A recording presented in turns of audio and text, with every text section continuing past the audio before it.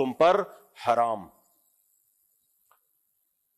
جو جانور اپنی موت مر جائے یعنی جس کو ذبح نہ کیا جائے وہ سب کیا ہیں؟ مردار. حدیث میں اس سے 2 چیزوں کو مستثنا کیا ہے. احلت لنا میتتان السمک والجراد. آپ صلی اللہ علیہ وسلم نے فرمایا 2 چیزیں 2 مردار حلال ہیں ہمارے لیے, ایک مچھلی اور ایک ٹڈی, وہ نہیں جو کھیتوں کو چٹ کر جاتی ہے ٹڈی, یہ حلال ہیں دونوں مردہ ہونے کے باوجود, یعنی ذبح نہیں ہوتے یہ. امام حنیفہ نے اسی سے استدلال کیا کہ سمندر میں صرف کیا حلال ہے؟ مچھلی. ٹھیک ہے اختلافی مسئلہ ہے, لیکن اس میں امام ابو حنیفہ کا موقف بہت مضبوط ہے. آج لوگ فوراً کہہ دیتے ہیں کہ کیکڑا حرام ہے, اس کی کیا دلیل ہے؟ ایک ایک چیز کو پکڑ کے شریعت نہیں بتائے گی یہ بھی حرام ہے, یہ بھی حرام ہے, یہ بھی حرام ہے, یہ بھی حرام ہے. ایسا تھوڑی ہے, اصول اور ضابطے بیان کیے جاتے ہیں. اور وہ جو قرآن مجید کی آیت ہے احل لکم صید البحر وطعامہ, کہ سمندر کا کھانا اور اس کا شکار تمہارے لیے حلال ہے, اس آیت کا سیاق و سباق دیکھیں آپ. وہ احرام کی پابندیوں کو بیان کیا جا رہا ہے کہ جب تم احرام کی حالت میں ہو تو خشکی کا شکار تمہارے لیے حرام ہے, سمندر کا شکار تمہارے لیے حلال ہے. تو اس کا مقصد یہ نہیں ہے کہ سب کچھ حلال ہے, اس کا مقصد ہے کہ احرام کی پابندیوں کی وجہ سے جو شکار حرام ہوتا ہے اس کا وہ صرف خشکی کے جانوروں پر اس کا اطلاق ہوتا ہے, سمندر اور پانی کے جانوروں پر اس کا اطلاق نہیں ہوتا. ورنہ اگر اس آیت کا یہ مطلب ہوتا کہ سمندر کی ہر مخلوق حلال ہے تو پھر سب سے بڑا سوال یہ ہے کہ صحابہ تابعین میں کوئی ایک ضعیف روایت بھی نہیں ملتی کہ کسی صحابی نے مچھلی کے علاوہ کسی چیز کو کھایا ہو, کہیں بھی نہیں ملتی ہے. کسی حدیث میں نہیں ملتا کہ کسی صحابی نے کیکڑا کھایا ہو, حالانکہ وہ لوگ تو شکار پہ جاتے تھے. اور ویسے بھی عرب تو 3 طرف سے پانی میں ڈوبا ہوا ہے, جزیرہ ہے, جو پانی کے علاقے ہوتے ہیں وہاں تو بہت کھائی جاتی ہے مچھلی, تو ہمیں کہیں نہیں ملتا.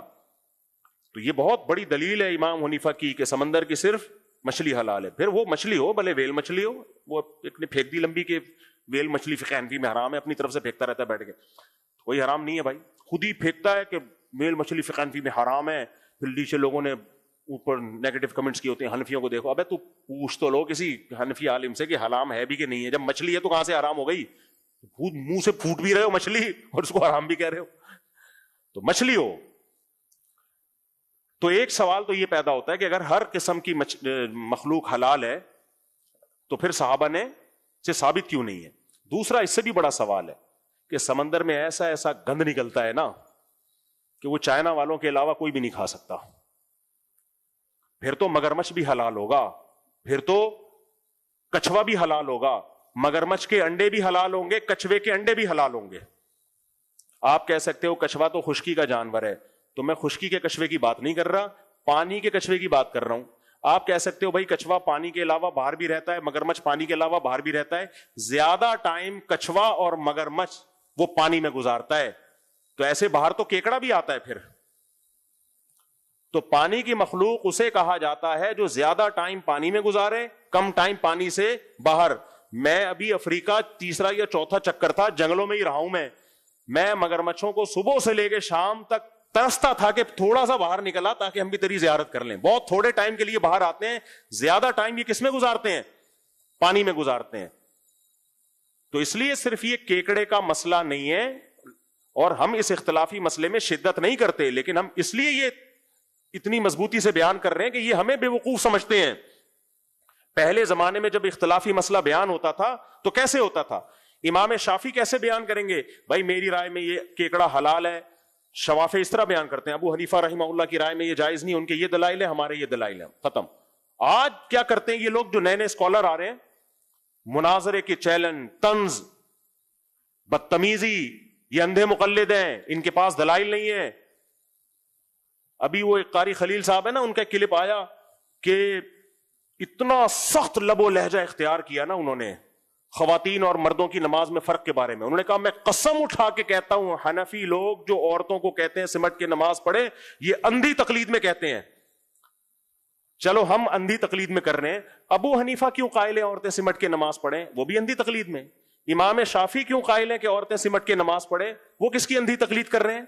امام مالک جو مدینہ کے اتنے بڑے عالم جن کو آپ بھی مانتے ہو, تبع تابعین کے دور کے, کیا وہ بھی اندھی تقلید کر رہے ہیں، حالانکہ وہ بھی کس کے قائل ہیں؟ عورتیں سمٹ کے نماز پڑھیں۔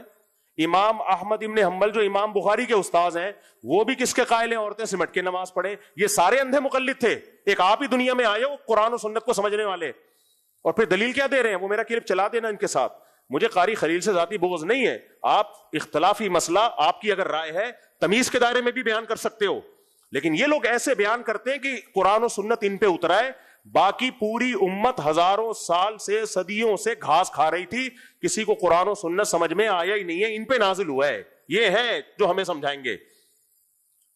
غلط مسئلہ اور اتنے کانفیڈنس کے ساتھ، اور دلیل کیا دی ہے؟ پہلے تو الزام لگائے اندھے مقلد ہیں، اور دلیل کیا دے رہے ہیں؟ کہ نبی صلی اللہ علیہ وسلم عورتوں کے بھی نبی تھے اور مردوں کے بھی نبی، تو جیسے نبی نے نماز پڑھی ہے عورتیں بھی ویسے ہی نماز پڑھے۔ دلیل سمجھ میں آئی؟ تو نبی نے تو سمٹ کے سجدہ نہیں کیا، تو عورتیں بھی سمٹ کے سجدہ نہیں کریں۔ قاری خلیل صاحب میرا آپ سے سوال یہ ہے کہ پھر حج بھی عورتیں ایسے کریں جیسے نبی نے کیا ہے؟ نبی عورتوں کے بھی پیغمبر ہے، مردوں کے بھی ہے، تو نبی نے تو زور سے لبیک کہا ہے۔ آپ کوئی صحیح حدیث دکھا دو جس میں عورت کو آہستہ لبیک کہنے کا حکم ہو، کوئی دکھا دو۔ آپ کہہ سکتے ہو عورت کی آواز کا پردہ ہے، اس پہ کوئی صحیح حدیث دکھا دو کہ عورت کی آواز کا پردہ ہے، ٹھیک ہے نا، ہم مان جائیں گے آپ کو، اس پہ بھی کوئی حدیث دکھا دو۔ دوسری بات یہ کہ نبی صلی اللہ علیہ وسلم صفا مروہ میں دوڑے ہیں، کوئی صحیح حدیث دکھاؤ جس میں نبی نے عورتوں کو صفا مروہ میں دوڑنے سے منع کیا ہو، ایک بھی حدیث نہیں ہے۔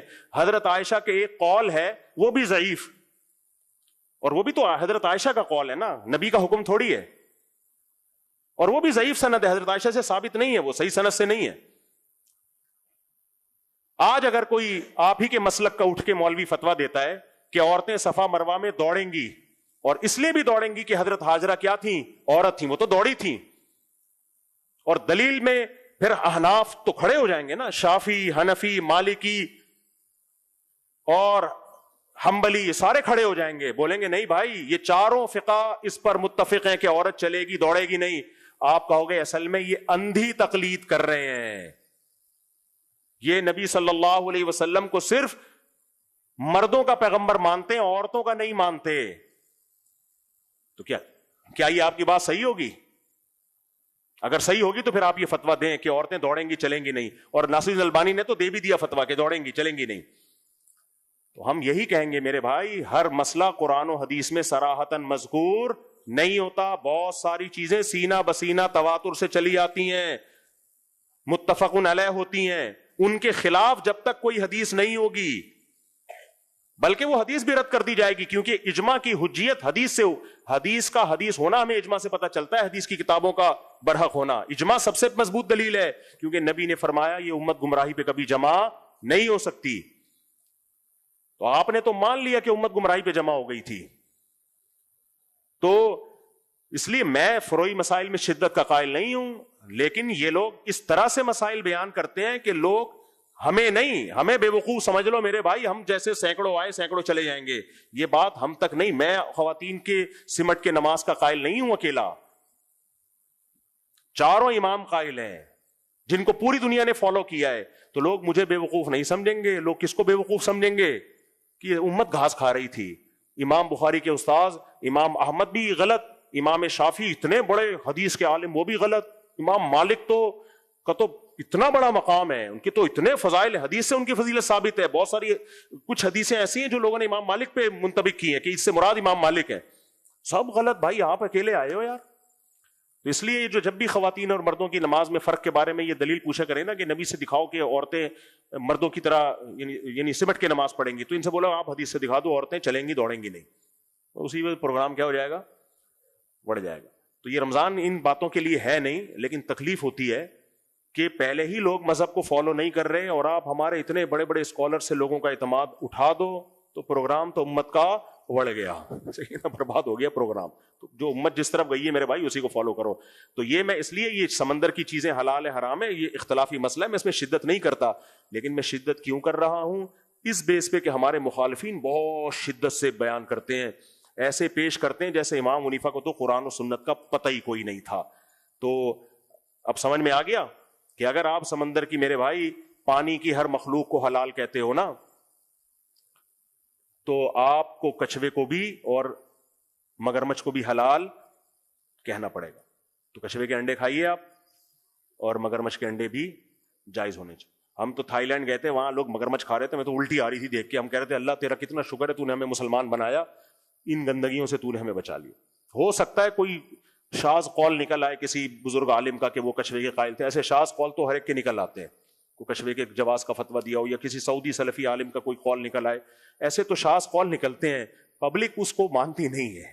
کوئی بھی مسلمان مگرمچھ کی شکل دیکھ کے لگے گا کہ تو کھانے کی چیز نہیں ہے. سمجھتے ہو کہ نہیں سمجھتے؟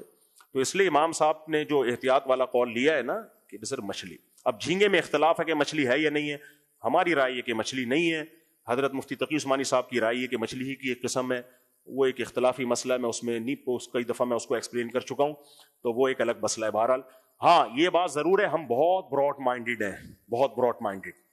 براڈ مائنڈیڈ کا مطلب یہ کہ مجتہدین کا اگر کسی مسئلے میں اختلاف ہو جائے تو ہم اس میں شدت کے قائل نہیں ہیں, صرف اس بیس پہ کہ یار ٹھیک ہے ہمارے دلائل مضبوط ہیں, لیکن دوسری طرف امام شافعی جیسے ہیں, تو ہم اس قول کو کالعدم نہیں قرار دیتے.